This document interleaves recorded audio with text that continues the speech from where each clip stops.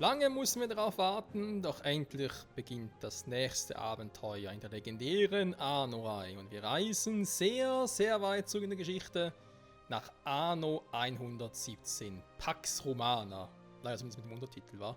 Damen und herzlich willkommen zu diesem neuen Let's Play. Neue Ära, ne? Ja, wie gesagt, es ist eine Weile her, seit Anno 1800 bei mir. Letzter Part, den hatte ich irgendwie am 1. September 2023 aufgenommen, also über 2 Jahre schon her. Ja, damals halt vor allem noch so alles optimieren mit allen Welten und DLCs und Pipapo, hast nicht gesehen. Und jetzt bin ich mal gespannt, was uns das neue Anno denn so zu bieten hat. Und vor allem, ob es überhaupt hält, ne? Ja, weil das war mal, da hatten wir schon fast, dass OBS wieder meldet und sagt, Codierung überlastet und so. Das Problem ist bei Anno, also war hatte schon bei Anno 1800, dass ja mein mittlerweile 11 Jahre alter Rechner da ein bisschen Probleme hat, ne, oder Probleme haben könnte, verständlicherweise. Die Demo lief zwar relativ gut, dass mir trotzdem, dass ich aber mal noch eine Übergangsgrafikkarte einbaue, bis ein Rechner mal da ist, mit hochmodern und so natürlich, aber will ja auch Zeit brauchen, das auszusuchen. Ich habe das gestern mal ein bisschen getestet mit der neuen Grafikkarte hier und es müsste eigentlich verheben. Ne? Also die Benchmark-Tests und so waren alle zufriedenstellend. Jetzt hoffe ich aber mal, die Grafikkarte ist gerade dabei. 96%, krass. Ich bin gespannt, ne? Ob sie ihn gleich abschmiert. Wir werden sehen. So, ich denke mal los. Ich habe schon ein paar Einstellungen vorgenommen, wie so Lautstärke und so weiter und so fort. Natürlich machen wir eine Kampagne, ne, ist klar. Wie damals bei 1800. Wir starten mit der Kampagne. Ich bin gespannt und drück die Daumen, wir werden es brauchen. Du spielst als Marcia Tertiar, eine Proetto versprochene Tochter von Decima aus dem Delta. Sie ist eine ruhige und aufgeweckte junge Frau, dritte Tochter eines wohlhabenden Haushalts in Naukratia. Wie die meisten Mädchen ihres Alters wird von Marcia wahr zu heiraten. Als Patrizierin hat sie bei der Partnerwahl allerdings wenig Mitspracherecht. Schon bald muss sie ihr Zuhause verlassen, um zu ihrem künftigen Ehemann, einem römischen Prätor, zu ziehen. Noch ahnen sie nicht, welche Rolle sie in dieser Geschichte spielen wird. Allerdings der Videoencoder, was bei 100% ist, das macht mir ein bisschen Sorge. Na, guck mal, vielleicht ist es nur hier am Startbildschirm. Das andere hier bei der Grafikkarte sieht soweit recht stabil aus, im mittleren Bereich, aber das Videoencode so hoch ist. Gut, klar, ich nehme gerade noch auf, ne? Das ist der Unterschied zu gestern. Naja, wir werden sehen. Vielleicht muss ich ein bisschen runterschrauben mit der Einstellung noch. Aber sobald ein neuer Rechner da ist und alles konfiguriert ist und so, da wird natürlich dann richtig reingeklotzt, ne? Das Ziel ist, dass der neue Rechner wieder mindestens 10 Jahre hält. Das heißt natürlich auch, dass man in ein paar Jahren halt wieder irgendwie, keine Ahnung, die Grafikkarte austauscht. Bei ein paar RAMs und so. Prozessor ist nicht mehr so wie früher, ne? Wie ganz früher vor allem.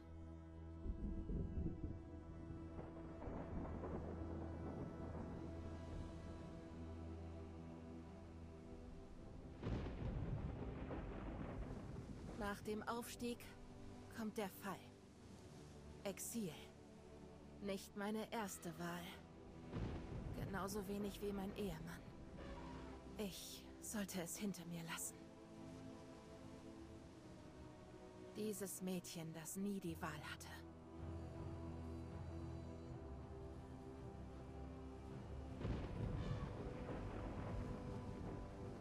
Mein Name ist Marcia Titania.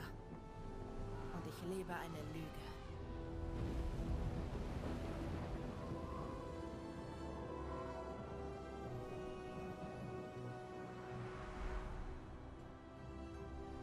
Im 40. Jahr des Pax wurde ich nach Latium beordert.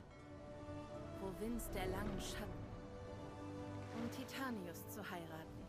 Ein Mann, der mein Großvater hätte sein können. Mit Vater zu streiten hat nicht viel gebracht.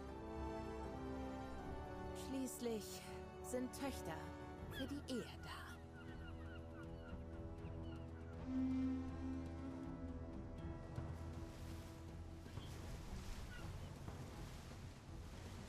Aus dem Land der Pyramiden, Marcia Tertia, Braut des glorreichen Wir stehen am Rande der Geschichte, werden Zeugen. Salve? Hier kommt die Braut. Titanius scheint mit allem gesegnet. Nur nicht mit Gesundheit. Lucius, bitte. Es ist Wahnsinn, ohne ihn fortzufahren. Ohne wen? Oh, liebes Mädchen, dein Bräutigam ist krank. Doch die Omen, ihr müsst heute heiraten. Dein Kaiser besteht darauf. Höre den Schwur meines Freundes Titanius. Ubi tu Gaia, ego Gaius. Möge diese Heirat den Boden segnen, auf dem wir bauen.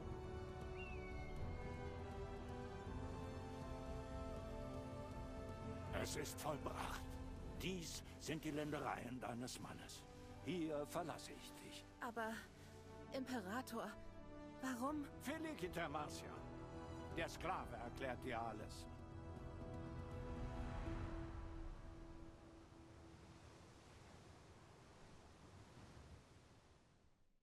Willkommen in Juliana, Herrin. Der Prätor hat mich gebeten, mich um alles zu kümmern, bis er gesund genug für seine Rückkehr ist. Oh, du musst der Sklave sein. Kannst du mir sagen, was hier vor sich geht? Ich verstehe es einfach nicht. Wo ist der Prätor? Er ist krank. Ein Fieber hat ihn geschwächt. Ich fürchte, es kann eine Weile dauern, bis er sich erholt. Aber es hätte mir wirklich nichts ausgemacht zu warten. Jemanden zu heiraten. Jemanden, der gar nicht da ist. Ich bin gar nicht sicher, ob ich überhaupt verheiratet bin. Sowohl dein Vater als auch dein Gatte haben den Ehevertrag unterzeichnet. Der Pontifex Maximus hat der Trauung beigewohnt. Deine Ehe ist völlig legal. Und du bist nicht ohne Mittel. Titanius erhielt eine stattliche Summe für den Bau der Stadt Juliana. Das ist ja schön, aber ich verstehe die Eile nicht. Warum musste es heute sein? Warum konnten wir nicht warten? Oh, Kaiser Lucius schätzt Orakel und Prophezeiungen. Der heutige Tag war für ihn wichtig. Für die Zukunft Julianas und die Gesundheit deines Gattens. Komisch. Das hat er gar nicht erwähnt. Ich wünschte, er hätte mir gesagt, was er vorhat. Kaiser erklären sich selten. Ich verstehe deinen Kummer, aber Juliana wartet. Vielleicht könntest du mir mit ein paar kleinen Vorbereitungen helfen. Ich schätze schon.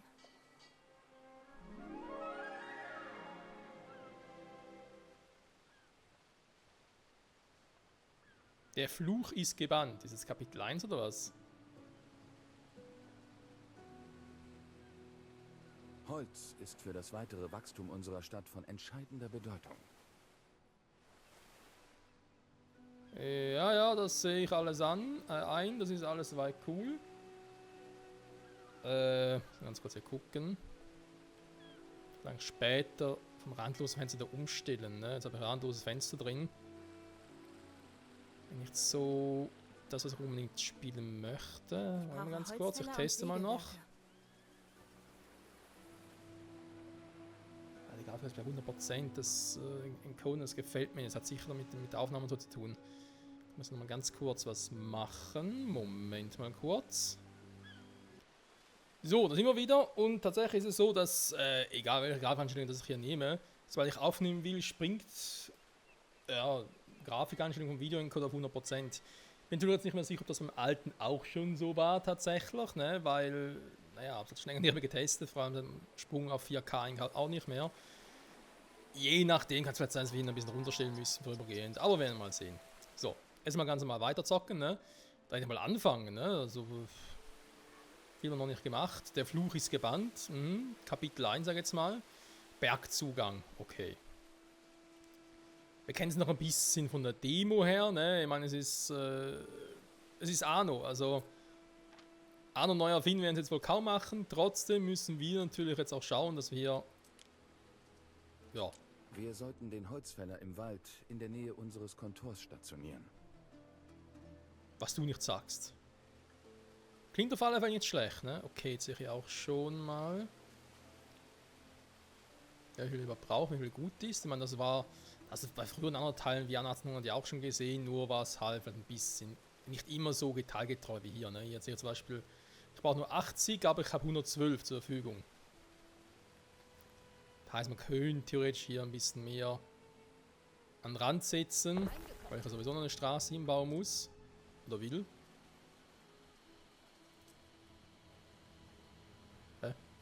Hallo, Straße. So. Ja, endlich mal schräge Straßen. Juhu, ich bin zufrieden. Hoher Besuch. Guck mal an, ne? Bei nur 78 von 80, das ist natürlich nicht gut, das muss sofort korrigiert werden. Und deswegen müssen wir den halt noch ein bisschen verschieben. Ich zum Beispiel sage hier auf 92. Ne, das stimmt, wollte das jetzt eigentlich nicht. Ach, Straßen kann man so komplett zerstören, ne? Vor allem wenn so schräge Straßen sind. Okay. Oder schräge Wege oder wie auch immer.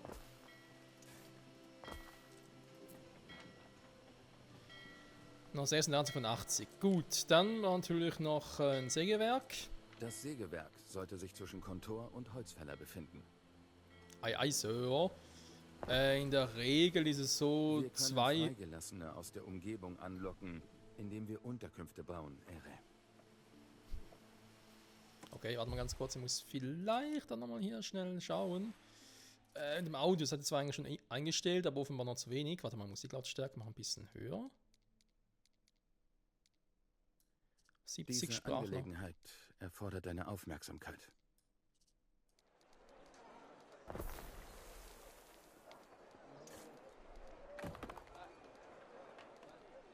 noch. 62 Menügeräusche. Doch recht leise, ne? Naja. Wird sich noch ein bisschen was zu justieren geben, nach und nach. So. Wir gucken uns mal. Wie hieß hier genau? Warte mal. Ja, schnell ja, darf ich bitte kurz gucken. Verarbeitungszeit ist 30, also 30 Sekunden von dem her. Und Holzfäller genauso. Heißt Verhältnis 1 zu 1, sprich ein Holzfäller und ein Sägewerk. Ergänzt sich optimal. Das wäre auch schon mal anders, ne? Da hatten wir auch schon mal irgendwie 2 Holzfäller für ein Sägewerk zum Beispiel, aber das werden wir alles noch sehen bei anderen Gebäuden. Die Wohnhäuser.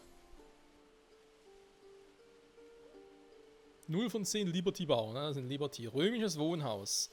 Hier leben deine Einwohner. Erfülle ihre Bedürfnisse, um weiterzukommen. Ja, wie so oft im Leben, ne? Jetzt sind wir raus. So, ich will vielleicht irgendwie ein Areal finden, wo ich sowieso gar nicht viel mache. Was ist denn das zum Beispiel?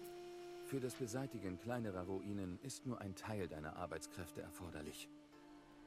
Okay, aber trotzdem haben wir hier eigentlich schon so eine Art Mini-Weg vorgegeben. Den will ich doch gerne mal mitnehmen. Ah, Bäume, die wieder aus dem Weg verschwinden, wenn ich baue. So schön. Das ist so ein Feature, was ich bei Spielen wie zum Beispiel dem vorhin erwähnten... Hat es vorhin erwähnt? Was kann ich mehr? Pirates of Pagonia oder der Siedlerreihe auch.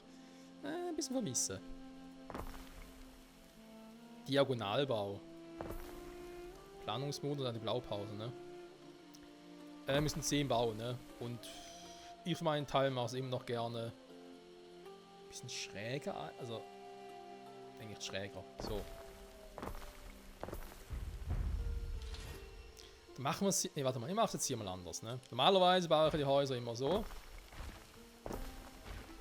Nicht ganz quadratisch praktisch gut, aber halt in solchen ja, Eckkonstruktionen drin. Das macht es ein bisschen anders, heißt, wir werden auch hier noch ein bisschen Platz drumherum haben. Moment, wo ist jetzt hier die Frage, welcher Knopf ist zum Drehen der Cam? So. Kann ich jetzt hier nicht irgendwie eine Straße dazwischen bauen? Warte mal. Wird doch wohl irgendwie gehen.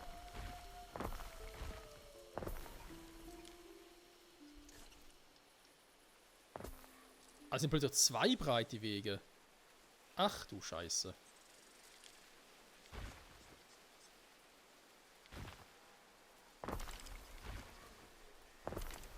Ja, trotzdem hat mir jetzt überlegt, mal für dieses Let's Play, beziehungsweise generell für dieses Spiel, dass ich mal so mache. Moment, wenn jetzt hier auf die Art und Weise drehen ist, dann ist eh so okay.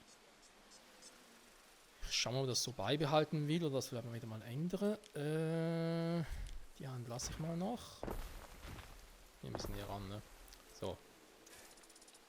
Das sind auf alle Fälle extrem breite Wege. Das war der Weg mir gar nicht gewohnt. So. 6 von 10 Liberty-Dinger. Das schön heißen. Lagerhäuser und so kommen alle mit der Zeit noch. Zwischen einzelnen Häusern machen doch keinen Abstand. Hätte ich jetzt zwar gekonnt, aber dachte mir gerade so, nee, dann wird es vielleicht doch ein bisschen zu groß alles. Bin auch gespannt, ne? Mittlerweile kann man auch schon wieder sich DLC ordnen. Beziehungsweise geht eher um die, kann ich sagen, Season Pass mäßig.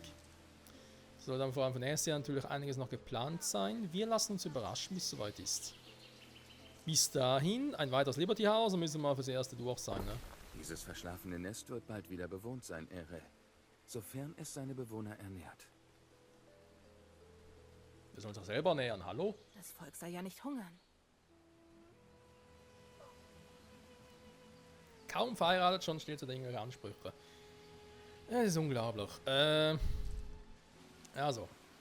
Erfülle 0 von 100% der Nahrungsmittelbedürfnisse der Liberty. Also. Bedürfnisse. Wir haben zum einen Mode, wir haben öffentliche Dienste, dazu kommen wir später noch, wir haben Nahrungsmittel.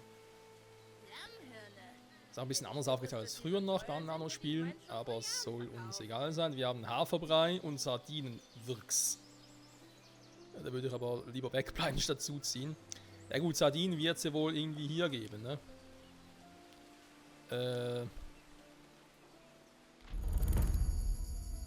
Koch sagt, ich habe hier eine edle, gut gestopfte Wachtel. Ich nur, das ist doch die Patrizierin. Ist interessant, Haferbrei gibt gar kein Kohle, Sardinen dafür schon. Selbst eine knochige Sardine kann reichen, um eine Familie zu ernähren. Warum eigentlich Sardinen und Reis? Naja, Haferbrei ist ein Grundnahrungsmittel. Schnell hergestellt, sagt es die Massen, aber niemand ergötzt sich am Geschmack. Ein paar Kartoffeln oder eben Reis, Nudeln als Nahrungsmittel. Klar, Nudeln ist hier noch ein bisschen schwierig, zu der Zeit vor allem. Reis, naja, passt ja nicht zu Rom und so, ne, zu dem Zeit, aber ja, gut, Kartoffel, 917, ich glaube, die kennt das auch noch nicht. Stimmt, ne, ein bisschen schwierig. Okay, okay. Sardinen haben wir Fischerei an der Küste, muss ich das bauen. Das heißt, hier wird sowieso nicht gegen den Fluss beten, okay. Sardinen sind, glaube ich, sowieso Meeresfische, ne, also insofern. Also der Punkt sowieso erledigt. Dann baut euch mal eine hier hin. Und ich bin ja immer so frei, baue meistens auch schon 2 hin. Und am Anfang dann in der Regel ein bisschen mehr Ausgaben habe, aber ist mir dann in der Regel auch scheißegal.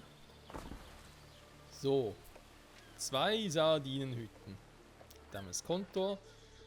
Sehr schön. Bevölkerung plus 1, das war seit 1 Minute. War natürlich jetzt nichts, eben brauche ich für, keine Ahnung, brauche eine Sardinenhütte für 20 Häuser oder wie ist das Verhältnis? Das müssen wir halt gucken.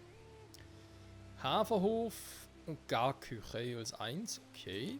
Passt für mich soweit auch, wir brauchen da mal eine hin. Ja, wir reden noch im Flussbett, da muss ich vielleicht später noch irgendwas machen. Ach und Krachen. Da oben haben wir noch ein paar Tiere. Für später da ja auch. Mal in die Richtung weiterbauen, ne? Wir haben hier ein bisschen Holz. 84, okay, da noch genug. Das heißt, den Hof. Geht mal von hier aus.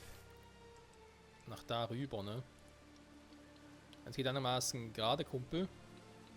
Oder will ich? Ne, warte mal, ich gehe schräg.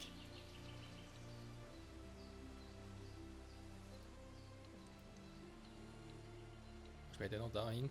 Dann passt das. Hier könnte ich theoretisch, ne? So. Nehmen wir das auch. Dann nochmal zum Punkt Haferhof.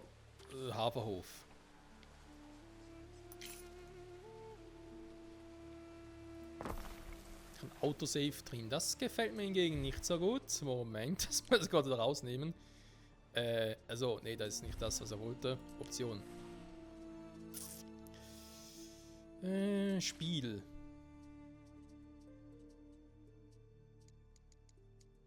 Speichern.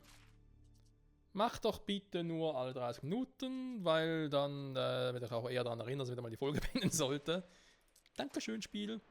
So. 80 Felder, ne?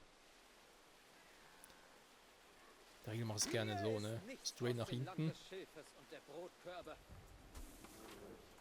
So.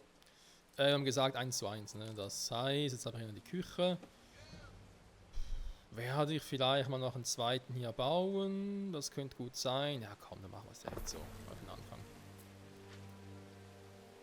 Eine Garküche und ein Haferhof. Perfekt. Was Einwohner der anderen Parteien könnt ihr um eine Audienz ersuchen. Das ist uns zu hoch. Was? Ein Libertus grüßt dich. Ja, servus. Oder, grüezi wohl. Ein Libertus kommt an dir vorbei, schwer bepackt mit Brettern. Er strahlt die Hoffnung eines Menschen aus, der vor kurzem seines Freilassung aus der Sklaverei gefeiert hat. Trotz seiner Last bleibt er stehen und begrüßt dich als seinen Prätor. Wie reagierst du auf ihn? Das war beschlagnahmen.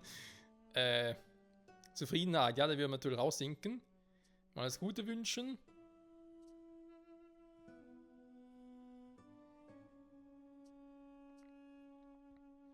Ich krieg 20 Bretter, aber es kostet mich was. Nö, ganz ehrlich. So sei es. Ich verstehe halt hier nicht, wieso ich die erste Option überhaupt auswählen sollte. Also ich meine, was habe ich davon, irgendwie in das Ding zu mopsen? Also eine Waren und dafür halt zu riskieren, dass die Zufriedenheit jetzt schlecht ist. Ich meine, ich habe nichts davon. Okay.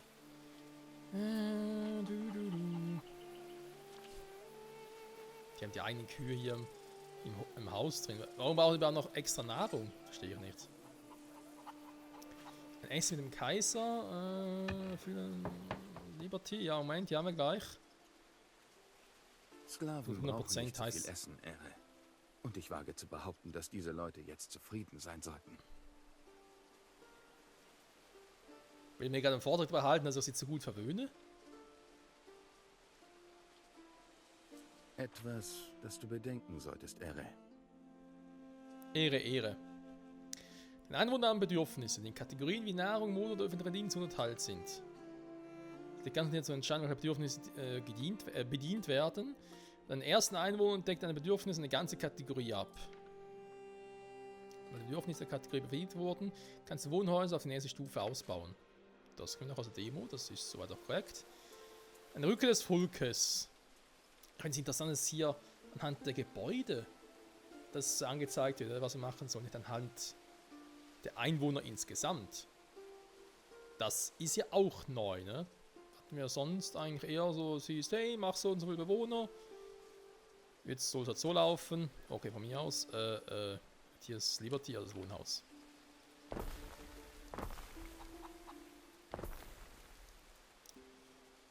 Bauen wir nach oben weiter aus.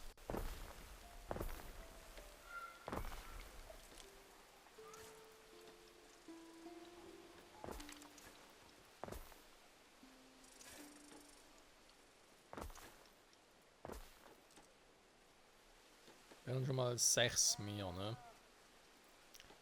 Das heißt... Richten hier in die Richtung weiter tatsächlich, damit wir hier wieder so naja, allgemeine Gebäude haben, ne, die irgendwie Grundbedürfnisse erfüllen sollen. Kennt man ja auch. Dann noch eins.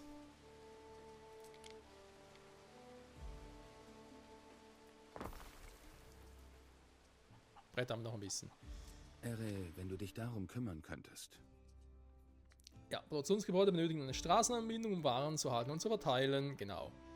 Je nachdem halt, wenn die Dinge ein bisschen kürzer sein sollen, die Produktion oder die Lieferstraßen, kannst du auch so ein Konto oder im Lagerhaus bauen.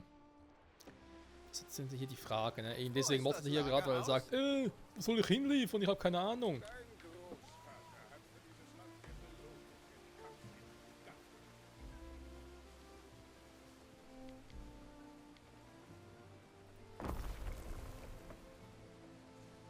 Voilà, und schon funktioniert es. Nun ist kein Problem, weil da ist nahe genug. Sehe ich das irgendwo überhaupt? Ah, okay. Ja, die grüne Markierung hier, ne? Genau. Der wird irgendwie bis dahin gehen. Ich glaube, er hätte jetzt hier eine Straße noch gebaut, nach unten, dann hätte es auch funktioniert. Aber hey, so klappt es ja auch. Die können ja sowieso noch Straßen bauen. Das ist dann gar kein Problem. Also die Anfrage. Gut nähert, dem werden sie treu ergeben sein. Sehr weise Herren. Ich fühle mich nicht besonders weise. Ich meine, ich habe einen Mann geheiratet, den ich noch nie getroffen habe. Immer noch nicht. Ah, vielleicht siehst du ihn ja heute. Du bist zum Essen eingeladen. In der kaiserlichen Villa. Wirklich? Dort hält er sich also auf. Ich glaube, er hält sich im Krankenflügel auf. Das Prachtschiff wird dich in Kürze abholen. Verstehe. Dann mache ich mich mal lieber fertig. Fix und fertig, ne? Du wurdest gebeten, mit Kaiser Lucius und Kaiserin Julie in ihre Villa zu speisen. Willst du Essen mitbringen? Die mitnehmen. Ja, denke schon, ne? Aber hier sind wir mal wieder sehr gut, dass ich halt wegen nicht auf den höchsten Einstellungen irgendwie spiele. Und erstmal, es wird halt alles nicht so flüssig, ne? Und irgendwie nicht so ganz detailgetreu. Also detailgetreu, nicht so. Ja, wie soll ich sagen, so detailliert wie sonst, wie es sicher sein könnte. Also ich hoffe es zumindest mal. Und auch von der Mundbewegung her und so stimmt natürlich überhaupt nicht überein. Gut, es ist die deutsche Synchro, weiß natürlich nicht, wie es in der originalen Synchro ist, ob es da besser passt. Und wenn ich jetzt hier so einen Ultra-High-End-PC hätte, ich glaube, da würde man einen deutlichen Unterschied sehen. Also ich hoffe zumindest, ne? Wäre sonst traurig. Ein Haushalt bereitet eine Platte mit Sardinen vor. Sie riechen wirklich belebend. So. Dann warten wir mal. Also weitere Häuser. Bereiche sind in jeder Stadt wichtig. Die Errichtung dieser Plätze könnte sehr zu deiner Beliebtheit beitragen. Öffentliche Gebäude wie Marktplätze oder Tabernas. Die Lieblingsorte meiner Brüder. Baue öffentliche Dienste. Ein Markt, ein zentraler Treffpunkt für Handel und Tausch, den jede Gemeinschaft braucht. Reimt sich, ne? Ein zentraler Treffpunkt für Handel und Tausch, den jede Gemeinschaft braucht. Ja, gut, nicht ganz, aber man kann es ein bisschen anders betonen, dann wird es schon wieder passen. Taverne, ob man nun in Gesellschaft sucht oder allein trinken möchte, Taberner sind alle willkommen. Wunderbar. Unterhaltskosten, ja, das war klar. Diese Sardine und ich. Wir sind beide kleine Fische. Okay, Taberner erhöht die Zufriedenheit. Der Markt hingegen ist aber für die Finanzen da. Öffentliche Dienste sollten in der Nähe der Wohnhäuser errichtet werden, um den Bedürfnissen der Menschen gerecht zu werden.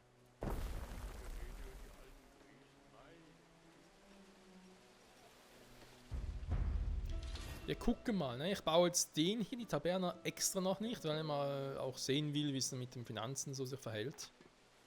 Die Zufriedenheit generell, weil eben gleich kriege ich auch hier mehr Leute und die Zufriedenheit erhöht sich ja auch.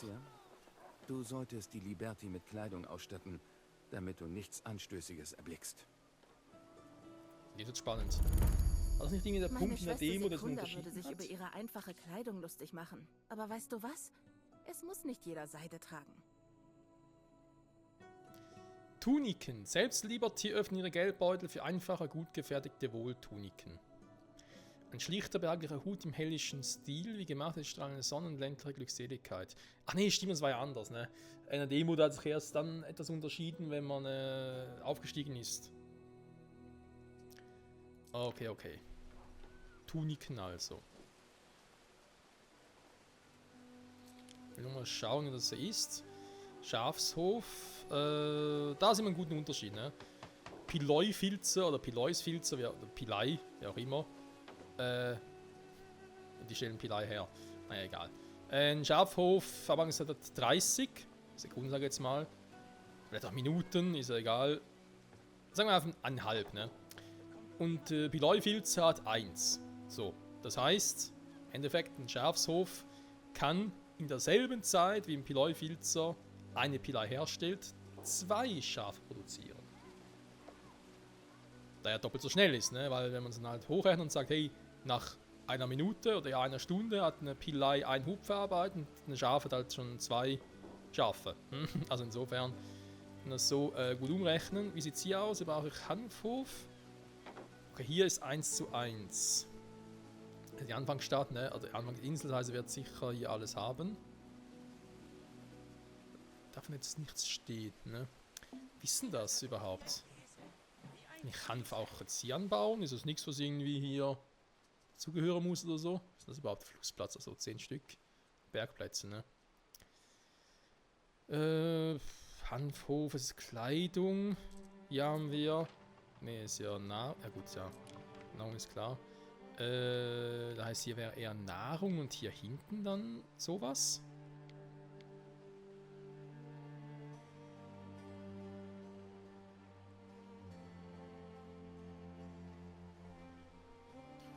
Ja, können wir machen. Vielleicht hau jetzt hier mal noch ein bisschen den Wald weg.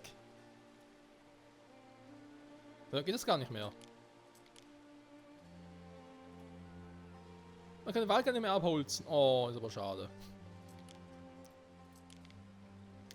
So, wenn ich hier bin, jetzt war natürlich nicht.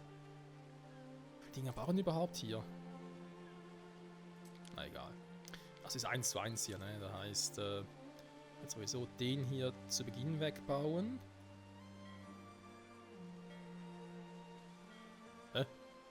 Ah, zum Drehen Plus drücken, ne? Okay. Den, sage jetzt mal, hier hinbauen, ne? Also, Moment, die falsche Taste. Plus. Jetzt werden bei der Gelegenheit noch ein bisschen umstellen, ne? Damit es halt auf meine Bedürfnisse passt. Ich den jetzt hier hinstelle. Den Hanfhof da hinten. Dann ist jetzt die Frage, er braucht 60 Felder. Da ist es nicht weiter schwierig. Gehe ich in die Breite.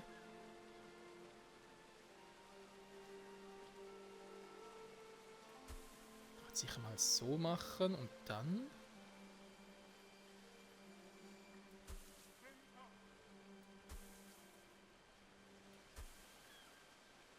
Okay, machen wir es mal so. Die Straße zum Glück, wenn die jetzt dahin führt, dann. Gut, nicht ganz optimal gebaut. Kann ich den... Ah, Mist. Die Hoffnung, dass ich den irgendwie getrennt machen kann.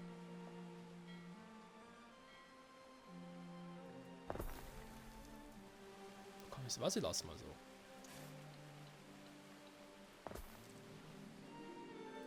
Mit dem fehlen die Waren, da ist klar. Mit nichts kann man nichts machen. Naja, schon klar. Du musst abwarten, ist aber alles hier aufgeteilt, gar kein Problem. Ja, später noch ein Schafshof, ne? Da haben wir eben gedacht, vielleicht hier hinten.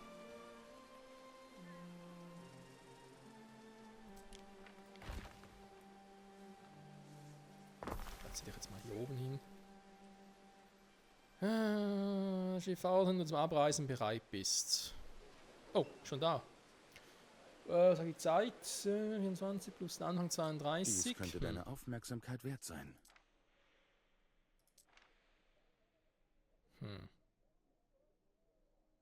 Vorteil maximieren, Risiken zu verringern. Okay. Dies Ja, aber gewisse Gebäude können natürlich auch explodieren, ne? Das ist das, was ich gerade erwähnt hatte, ne? Dadurch, dass wir halt mehrere Produktionen irgendwie auffahren können und mehrere Bedürfnisse erfüllen müssen, müssen wir darauf achten, was die überhaupt genau versorgen. Und was überhaupt da bringt. Ne? Zum Beispiel jetzt Taberna bringt mir keine Kohle ein, es bringt mehr Bevölkerung und Zufriedenheit. Es ist halt die Frage, mehr Bevölkerung, automatisch auch mehr Kohle. Oder eben noch nicht. Ne? Dasselbe hier. Also nicht nur bei dem, sondern auch hier. Das bringt Geld ein, das bringt Zufriedenheit. Auch ein bisschen Einkommen dann, aber halt weniger. Wir müssen trotz allem auch viel Einkommen generieren. So, Sardinen. Da sind wir 2 sicher gut bedient. Da haben die eigentlich so. Kostet kaum was, ne? Nur -6, also bitte.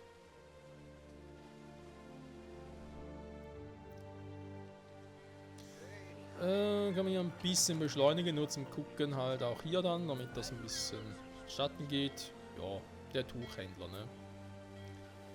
Der Tuchhändler und sein Hanfhof.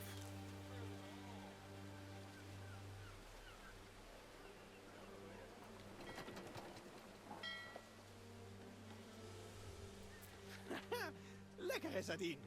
Da mag ich mich bedienen. Jede Gräte ein Geschenk. Gräten. Ich weiß, Gräten gehören eigentlich zu Fische dazu, aber das ist trotzdem. Das ist auch nicht ganz ungefährlich, ne? Ich meine, klar, wenn du mal eine Gräte runterschluckst, ist nicht weiter schlimm, weil die Magensäure zersetzt das Ding sowieso. Aber du kannst halt in Gräten, wenn sie halt auch groß genug sind, ja auch ersticken, ne? Das ist halt dann. nicht ganz so geil tatsächlich. Ja gut, komm, machen wir hier Questziel. Mal gucken, was passiert.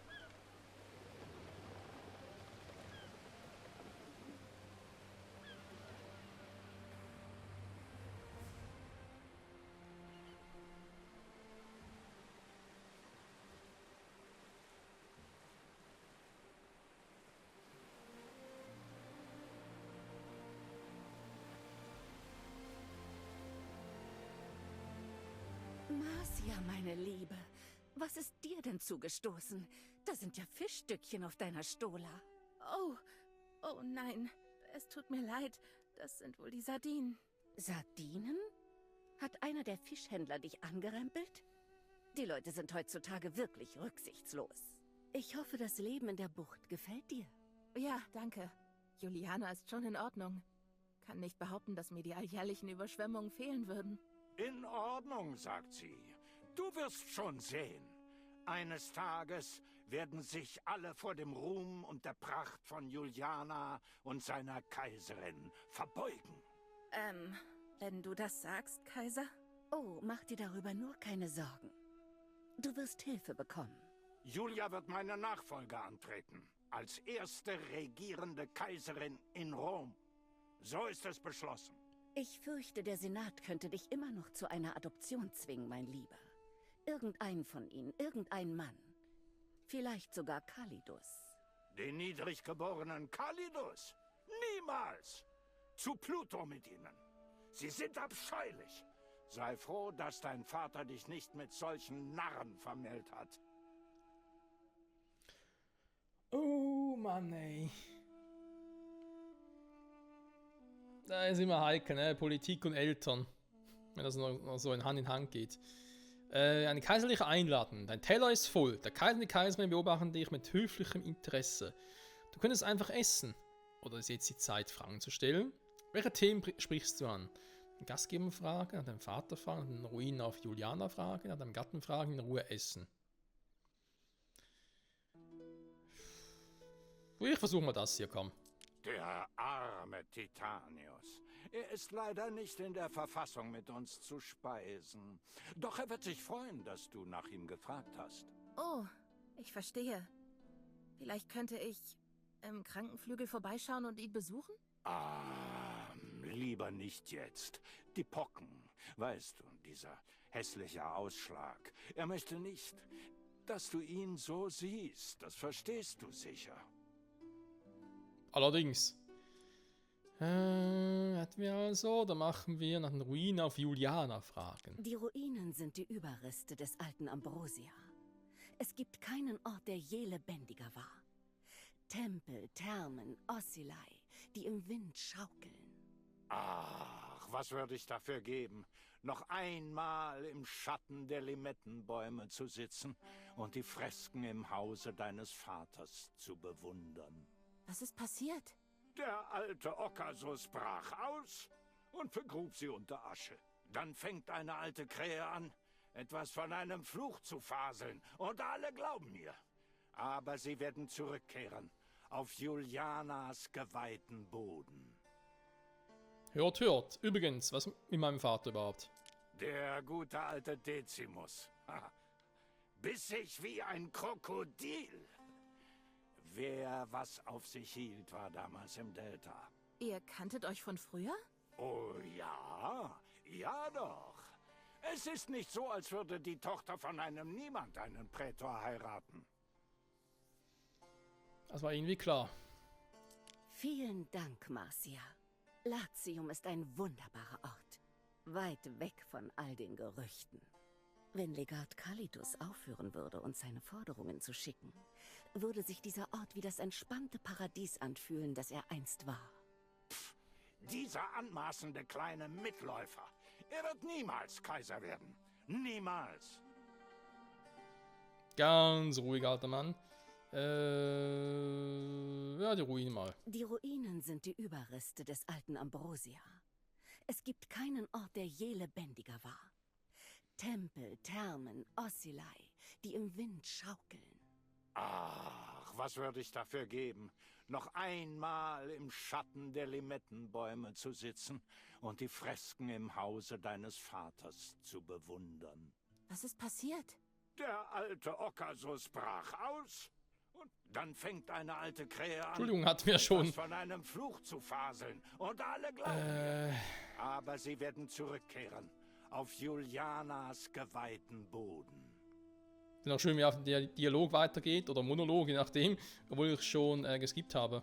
Ah, die Zeit vergeht wie im Flug, nicht wahr?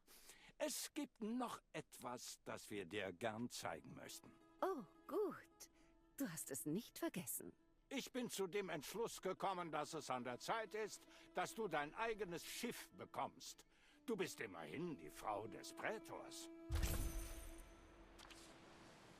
Sehr schön, können wir endlich abhauen, ne? Beim Anblick der Ruinen auf deiner Insel erinnere ich mich an die Straßen meiner Jugend.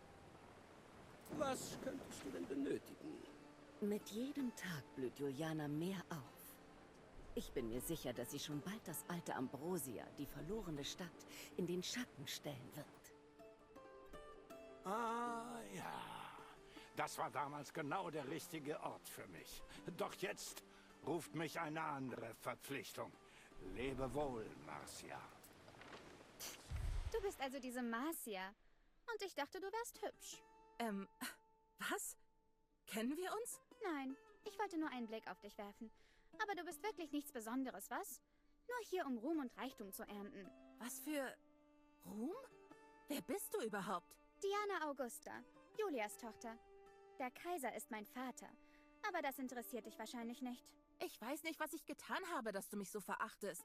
Natürlich nicht, Mädchen. Hier sind die Bretter, die Ben Balion von mir wollte. Mit dir bin ich fertig. Nimm es nicht persönlich, Ere. Diana Augusta ist ein ungezogenes und schwieriges Kind. Ich entschuldige mich für ihr Verhalten. Na, sie soll sich entschuldigen. Gut, wenn das also sie ist, dann soll sie da von mir aus schön bleiben. Sie scheint völlig frei zu sein. Und was tut sie mit dieser Freiheit? Sie schwirrt umher und beschimpft mich.